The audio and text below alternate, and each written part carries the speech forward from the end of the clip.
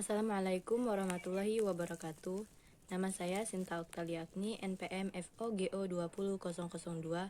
Di sini saya akan menjelaskan tentang sistem perkemihan. Silakan disimak. Sistem perkemihan merupakan suatu sistem di mana terjadinya proses penyaringan darah sehingga darah bebas dari zat-zat yang tidak dibutuhkan oleh tubuh, dan zat-zat yang masih dibutuhkan oleh tubuh akan diserap kembali oleh ginjal. Zat-zat yang tidak dibutuhkan oleh tubuh akan larut ke dalam air dan keluar berupa urin. Organ-organ penyusun dari sistem perkemihan ada 2 buah ginjal, 2 ureter, 1 vesika urinaria, dan 1 uretra. Ginjal merupakan organ terpenting dalam mempertahankan homeostatis cairan tubuh secara baik. Ginjal berwarna coklat kemerahan berbentuk seperti biji kacang yang terletak di belakang peritoneum pada kedua sisi vertebra lumbalis 3 yang melekat langsung pada dinding abdomen. Ginjal kanan sedikit lebih rendah dari ginjal kiri karena adanya lobus hepatis dextra yang besar. Fungsi ginjal meliputi 1. Mengatur volume cairan dalam tubuh. 2. Mengatur keseimbangan osmotik dan mempertahankan keseimbangan ion yang optimal dalam plasma. 3. Mengatur keseimbangan asam basa cairan tubuh. 4. Ekskresi sisa-sisa hasil metabolisme. 5. Fungsi hormonal dan metabolisme. Ginjal mempunyai selubung yakni kapsula fibrosa, kapsula adiposa, fascia renalis, corpus adiposa pararenals. Bagian-bagian nefron. Yang pertama, glomerulus. Glomerulus merupakan gulungan atau anyaman kapiler yang terletak di dalam kapsula Bowman atau ujung buntut tubulus ginjal yang bentuknya seperti kapsula cekung menutupi glomerulus yang saling melilitkan diri. Glomerulus menerima darah dari arteri aferen dan meneruskan darah ke sistem vena melalui arterio afferens. Natrium secara bebas difiltrasi dalam glomerulus sesuai dengan konsentrasi dalam plasma.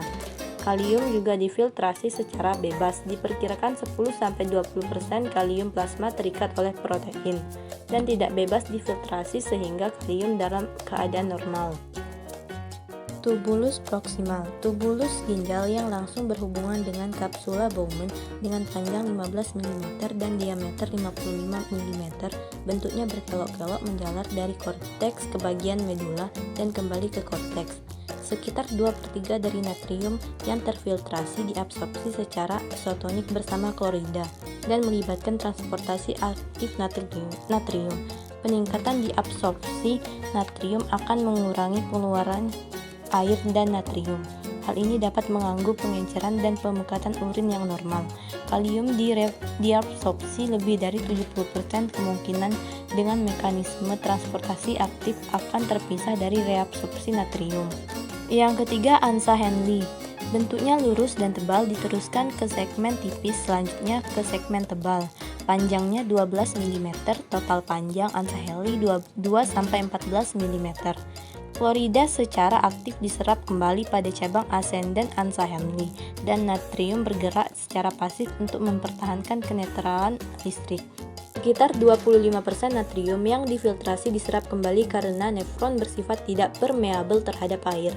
Reabsorpsi klorida dan natrium di pars ascendens penting untuk pemekatan urin karena membantu mempertahankan integritas gradiens konsentrasi medula. Kalium terfiltrasi sekitar 20-25 diabsorpsi pada pars ascendens lengkung Henle. Proses pasti terjadi karena gradiens elektrokimia yang timbul sebagai akibat dari reabsorpsi aktif klorida pada segmen nefron ini. Yang keempat, tubulus distal, bagian tubulus ginjal yang berkelok-kelok dan jauh letaknya dari kapsula Bowman. Panjangnya 5 mm. Tubulus distal dari masing-masing nefron bermuara ke ductus colligens yang panjangnya 20 mm. Masing-masing ductus colligens berjalan dari korteks dan medula ginjal. Bersatu membentuk ductus, berjalan lurus dan bermuara ke dalam ductus Bellini, seterusnya menuju calyx minor ke calyx mayor. akhirnya mengosongkan isinya ke dalam pelvis renalis pada aspek masing-masing piramid medula ginjal. Panjang nefron keseluruhan ditambah dengan ductus colligens 45-65 mm. Nefron yang berasal dari glomerulus cortex atau nefron cortex mempunyai ansa hini yang memanjang ke dalam piramid medula. Yang kelima, ductus colligens medula. Bukan merupakan saluran metabolik tidak aktif, tetapi pengaturan secara halus. Ekskresi natrium urin terjadi di sini dengan aldosteron yang paling berperan terhadap reabsorpsi natrium. Peningkatan aldosteron dihubungkan dengan peningkatan reabsorpsi natrium. Ductus ini memiliki kemampuan mereabsorpsi dan menyekresi kalium. Reabsorpsi aktif kalium murni terjadi dalam ductus colligens medula. Yang keenam, ureter.